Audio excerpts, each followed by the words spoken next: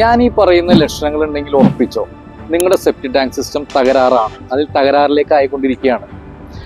അതിൽ ഒന്നാമത്തെ ലക്ഷണം എന്ന് പറയുന്നത്, നമ്മുടെ ടോയ്ലറ്റിൽ ഫ്ലഷ് ചെയ്യുമ്പോൾ തന്നെ വെള്ളം വലിയാൻ താമസിക്കുക, അതായത് വെള്ളം താഴ്ന്നു പോകാനായിട്ട് താമസം എടുക്കുക.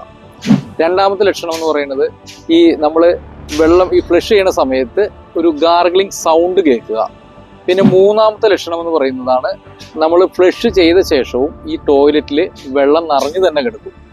പിന്നെ നാലാമത്തെ ലക്ഷണം എന്ന് പറയുന്നതാണ്, നമ്മുടെ ഓവർഫ്ലോ ടാങ്കിന്റെ പരിസരത്ത് എല്ലാം ഈ പുല്ലുകൾ മറ്റുള്ള സ്ഥലങ്ങളിലേക്കാൾ കൂടുതൽ പെട്ടെന്ന് പുല്ലുകൾ വളരുക, അതിന് ചുറ്റും നനവ് പടരുക. അതേപോലെ തന്നെ ഈ ഓവർഫ്ലോ ടാങ്കിന്റെ പരിസരത്തും നമ്മുടെ ടോയ്ലറ്റിലും നമ്മൾ ഫ്ലഷ് ചെയ്യുന്ന സമയത്ത് ഭയങ്കരമായിട്ട് സ്മെല്ല് വരും.